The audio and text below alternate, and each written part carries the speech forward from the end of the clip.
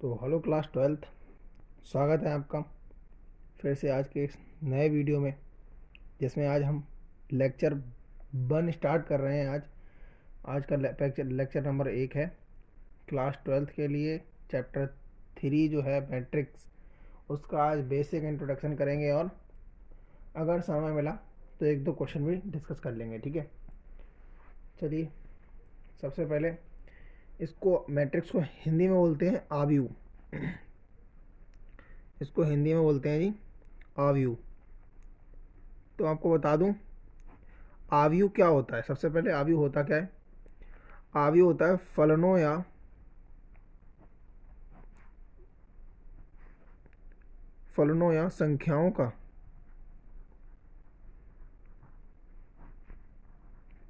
संख्याओं का आयताकार क्रम विन्यास होता है। फलनों या संख्याओं का आयताकार क्रम विन्यास ही हमारा आव्यूह कहलाता है। फॉर एग्जाम्पल, जैसे एक एग्जाम्पल ले रहा हूँ। जैसे आपका जो राम था, एक राम है हमारे पास, एक श्याम है, और अपने मन से कोई भी मान लो एक मोहन है। ठीक है, ये 3 बंदे थे।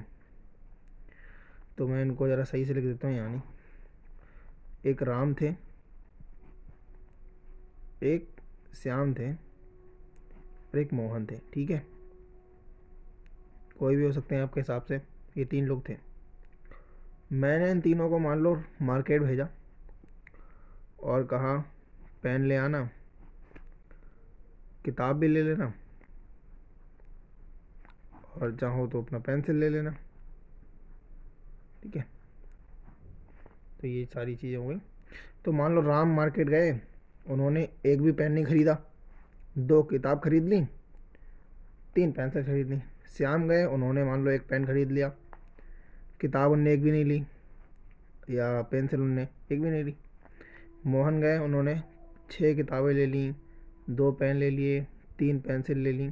ठीक है, तो इस प्रकार का दिखा दिया डाटा। ये क्या है? पूरा डाटा तो है कि भाई तुम मार्केट गए, हमने तुम्हारी सब चीज़ों को कलेक्ट कर लिया और एक डाटे में दिखा दिया, यही है।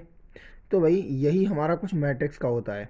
ठीक है, तो इस सारी चीज़ों को हम ऐसे ना लिख करके, ऐसे देखो लिखने में समय लग रहा है ना, पेन लिखो, फिर किताब लिखो, फिर पेंसिल लिखो, फिर तीनों के नाम लिखो, तो ऐसे बहुत समय जा रहा है। ठीक है, तो इसको थोड़ा शॉर्ट फॉर्म में करने के लिए हमने आव्यूह का समझते हैं उसको, वही अभी देखते हैं इसको आव्यूह के फॉर्म में कैसे लिख सकते हैं। तो इसको आव्यूह के फॉर्म में कैसे लिख सकते हैं हम? तो बस हमें कुछ नहीं करना है, जो लिखा है हमारा उसी का टेबल बना दो। 0 1 6 2 0 2 3 0 3। बस ये वाली जो बाहर वाले जो तुमने ये टेबल बनाई थी आपने, उस टेबल को इस वाले कोष्टक के अंदर लिख दो, तो हमारी क्या बन जाती है? वो मैट्रिक्स बन जाती है। ठीक है, तो जो ये वाली लाइन है वो राम के लिए दर्शा रही है, मतलब समझ सकते हैं आप समझने के लिए कि ये वाली जो लाइन है पहली वाली, वो राम के लिए दर्शा रही है। और ये है पेन वाली लाइन। जैसे ये वाली लाइन है, ये वाली जो ये रो, ये जो पंक्ति है ये वाली, ये राम के लिए दर्शा रही है, ये श्याम के लिए पंक्ति है, और ये हमारी उसके लिए है। किसके लिए? मोहन के लिए पंक्ति। और ये पेन वाली पंक्ति स्तंभ है, और ये किताब वाला स्तंभ है, और ये पेंसिल वाला। आगे सब समझाऊंगा, चिंता ना करिए। ठीक है, तो कुछ नहीं है, जो भी आपने टेबल बनाई है उस टेबल के सारणी के बाहर आप बस जो भी संख्याएं दी हैं उसको लिख के आप ये वाले ब्रैकेट लगा दीजिए, तो हमारा वो क्या बन जाता है? मैट्रिक्स बन जाता है। ठीक है, तो हमने अभी तक जान लिया कि मैट्रिक्स क्या होता है। फलनों या संख्याओं का आयताकार क्रम विन्यास होता है। इतना हमने जान लिया है, आगे बढ़ते हैं। ठीक है, तो मैट्रिक्स में आगे बढ़ने के लिए मैट्रिक्स में 2 चीज़ें होती हैं। पहली, एक तो मैट्रिक्स में तुम जान लो पंक्ति कितनी होती हैं और स्तंभ की संख्या क्या होती है। ठीक है, तो हम इसी से जानते हैं। सबसे पहले एक एग्जांपल मैं ले रहा हूँ, यहाँ पे एक एग्जांपल ले रहा हूँ। जैसे मेरे पास एक मैट्रिक्स है 2 3 4, कोई भी 0 2 1 3 3 1, मान लो ये मैट्रिक्स है मेरे पास। ठीक है, तो इसमें आप नोट करना ये बात कि जैसे ये वाली जो लाइन है ऐसे वाली, तो आप ऐसे ये 1 2 3, जो ऐसे लाइनें चल रही हैं ये वाली, ये कितनी लाइनें हो गई ऐसे, एक लाइन, दो, तीन, तो आप इसको बोलोगे पंक्ति एक, ये पहली पंक्ति हो गई, पंक्ति वन, ये पंक्ति दो, और ये पंक्ति तीन, तीन लाइन तो है, पंक्ति तीन। ये जो लेटी हुई लाइन है, मतलब जो लेटे हुए नंबर है, इस प्रकार से देख लो, ये एक पहली लाइन हो गई इधर, दूसरी लाइन ये, तीसरी लाइन ये, ठीक है। तो ये कितनी लाइन है टोटल, तीन। ऐसे ही अब कुछ लाइनें ऐसे भी हैं, एक तो ये ऐसे ये खड़े में हो गई, पहली, दूसरी, फिर ये तीसरी, तो इनको बोलते हैं हम स्तंभ, स्तंभ एक, ये ऐसे स्तंभ दो, ऐसे ये स्तंभ तीन, ठीक है। इसको शॉर्ट में कैसे लिखेंगे, तो शॉर्ट में लिखने के लिए इस चीज़ को शॉर्ट में कैसे लिखेंगे, आप जो चीज़ लिखी है उसको दोबारा लिख लो, मैं शॉर्ट में बता रहा हूँ, केवल 2 0 जो थी वही मैट्रिक्स दोबारा उतार रहा हूँ। इस चीज़ को शॉर्ट में कैसे लिखेंगे, पंक्ति मतलब रो, रो होती है, तो रो मतलब इंग्लिश में रो होता है, तो इसको पहली पंक्ति इसलिए R1 दे दो नाम, दूसरी पंक्ति R2 नाम दे दो, और ये तीसरी पंक्ति तो R3। तो row one, row two, row three, English में पंक्ति को रो बोलते हैं। तो ये पूरा ना लिख कर रो वन मतलब R1, रो टू मतलब R2, रो थ्री मतलब R3, ठीक है। ऐसा ही स्तंभ को बोलते हैं, हिंदी में स्तंभ होता है, इंग्लिश में बोलते हैं कॉलम। तो कॉलम को मतलब C1, C2 and C3, column one, column to, column three, ठीक है। तो आपको इतना तो समझ आ गया होगा फिलहाल, ये समझ आ गया, फिर आगे आसान है, ठीक है। तो हमें मोटा मोटा हमने क्या सीख लिया, हमने फलन मतलब हमने आव्यूह सीखा कि आव्यूह क्या होता है। आव्यूह कुछ नहीं, एक टेबल होती है जिसे बड़े ब्रैकेट के अंदर लिख दिया जाता है, ठीक है। दूसरी चीज़ हमने इसकी पंक्ति सीख ली और स्तंभ सीख लिए, ठीक है। आगे हम बात करते हैं कोटि की, ठीक है। अब हम जानने वाले हैं आव्यूह की कोटि, ऑर्डर ऑफ ए मैट्रिक्स, ठीक है। किसी भी आव्यूह की कोटि, चलो ये बहुत ही खास टॉपिक है भाई, इसको ज़रा ध्यान से पढ़ना होगा आपको, ऐसे समझ आ जाएगा, इतना कठिन नहीं है फिलहाल, है बहुत इंपॉर्टेंट टॉपिक है, ठीक है। जैसे मान लो मेरे पास कोई आव्यूह है 2 3 1 4 3 2, ये आव्यूह मेरे पास, ठीक है। तो भाई आपको पंक्ति निकालने के लिए ये बताइए आप पहले इसमें कितनी पंक्ति हैं और कितने स्तंभ हैं। तो पंक्ति कितनी है, पंक्ति मैंने अभी पीछे बताया आपको, ये पंक्ति बदले R1 मतलब ये पहली रो, और ये R2 बोले तो दूसरी रो, दो ही तो रो हैं, ठीक है। और कॉलम कितने हैं इसमें, C1, C2 एंड C3, तीन कॉलम है भाई। तो हमको क्या समझ आया, दो पंक्तियां हैं इस आव्यूह में और तीन स्तंभ हैं। पंक्तियां R1, एक ये R1, ये R2 है। कॉलम कितने हैं, कॉलम 1, कॉलम 2 एंड कॉलम 3, ठीक है। तो हमें कोटि यहाँ लिखी जाती है, यहाँ पे कोटि लिखी जाती है, ठीक है। जो आव्यूह की कोटि है ना, वो कोटि यहाँ लिखी जाती है। तो कोटि कैसे निकालें, कोटि निकालने के लिए फॉर्मूला होता है कोटि बराबर होता है पंक्ति की संख्या, पंक्ति की संख्या गुणा स्तंभ की संख्या, स्तंभ की संख्या। तो ये हमारा एक बन गया फॉर्मूला, कोटि बराबर, कोटि निकालने के लिए कैसे निकालेंगे, पंक्ति की संख्या गुणा स्तंभ की संख्या। तो इस वाली अगर मैं आव्यूह का कोटि निकालना चाहूँ तो इस वाली मैट्रिक्स की कोटि कैसे आएगी, पंक्ति की संख्या, पहले क्या बोल रहा है, पंक्ति की संख्या। तो पंक्ति कौन है पहले, यही रो वन मतलब पहली पंक्ति, फिर दूसरी पंक्ति। तो कितनी पंक्तियाँ हैं इसमें, दो, तो यहाँ पे आ गया दो गुणे ये। स्तंभ की संख्या कितनी है भाई, स्तंभ की संख्या 1 2 3 मतलब C1 C2 C3, तो तीन स्तंभ है। तो इसकी कोटि कितनी हो गई, 2/3। इस गुणा वाले चिन्ह को हम गणित में मतलब मैट्रिक्स में बाई बोलते हैं, मतलब क्या बोलते हैं, बाई। पढ़ते समय 2/3 की ये मैट्रिक्स है, 2/3 की ये है मैट्रिक्स है। 2 बोले तो दो पंक्ति, ठीक है, और ये 3 बोले तो तीन स्तंभ। तो ये हमें 2 बता रहा है पंक्ति की संख्या और 3 बता रहा है स्तंभ की संख्या। तो यहाँ तक आपको समझ में आ जाना चाहिए, ठीक है। प्रैक्टिस के लिए एक दो क्वेश्चन और करा दे रहा हूँ, ठीक है। जैसे एक और एग्जांपल देख लीजिए आप, एक एग्जांपल हम ये ले सकते हैं कि मान लो हमारे पास एक आव्यूह है 2 3 4 5,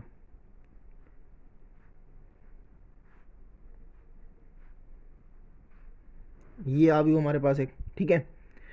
तो इसमें कितनी, इसकी कोटि कितनी होगी? तो इसकी कोटि सिंपल है निकालना, सबसे पहले पंक्ति निकाल लो। रो 1, ये रो 2 एंड रो 3, तीन ही तो पंक्ति है इसमें, ठीक है। कॉलम कितने हैं? C1, C2, C3 and C4। कितने कॉलम आए? 4। तो हमें फॉर्मूला क्या होता है कोटि का? पंक्ति की संख्या पहले लिखो। पहले कौन लिखा जाएगा? पंक्ति की संख्या। तो पंक्ति कितनी है? 1 2 3, तीन पंक्ति हैं, ठीक है। तो 3 तो पहले आएगा, वाई, ये वाला चिन्ह वाई, ठीक है। और फिर कॉलम कितने हैं? स्तंभ की संख्या बोले तो कॉलम की संख्या, column C1, C2, C3, C4, 4 column है। कितने हैं? 4 कॉलम। तो ये हमारी मैट्रिक्स कितनी हो गई? 3/4 की। कितनी हो गई? 3/4 की, ठीक है। कोटि निकालना आई होप में आपको आ गया होगा। चलो बहुत बढ़िया बात है। जब कोटि निकालना आ गया, फिर एक छोटा सा टॉपिक और है, अवयवों की संख्या, ठीक है। अवयवों की संख्या।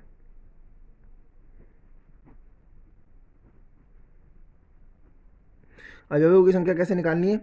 जो भी अवयव आपने लिया था उसकी जो कोटि निकली, जैसे ये अवयव लिया मैंने, इसकी जो कोटि निकली, इस जो कोटि निकले उस कोटि को गुणा कर दो, वही क्या निकल आएगी?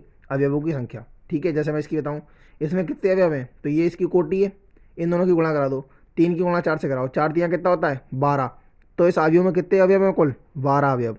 कैसे गिन लो, देख लो, 1 2 3 4 5 6 7 8 9 10 11 12 हैं 12 अवयव। चाहो तो आप गिन के निकाल सकते हो, कौन इतना समय गिनता रहेगा? हमें डायरेक्ट पता है, अगर हमें कोई की कोटि पता है तो हम कोटि की गुणा करा के तुरंत निकाल देंगे, ठीक है।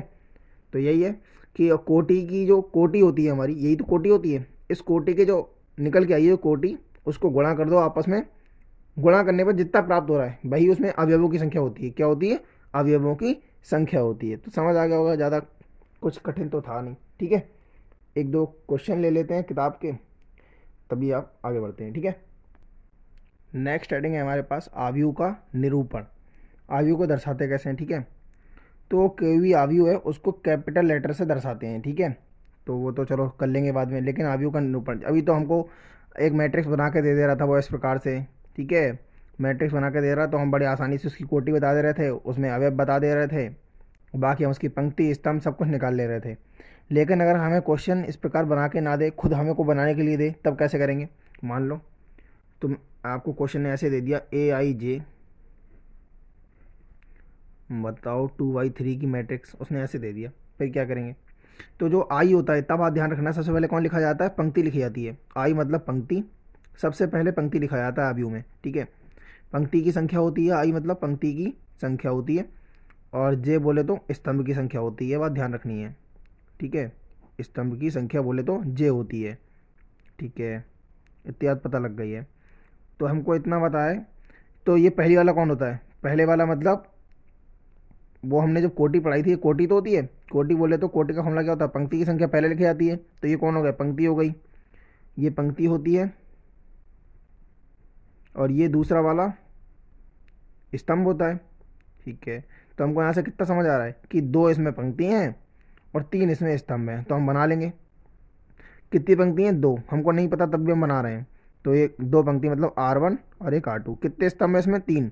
तो एक C1 का होगा, एक आपका C2 का हो जाएगा, एंड एक आपका किसका हो जाएगा? C3 का हो जाएगा। इतना तो पता ही लग गया, ठीक है। तो हमारे पास ऐसे ऐसे अवयव आ जाएंगे, एक यहाँ पे, एक यहाँ पे, एक यहाँ, एक यहाँ, एक यहाँ, ठीक है।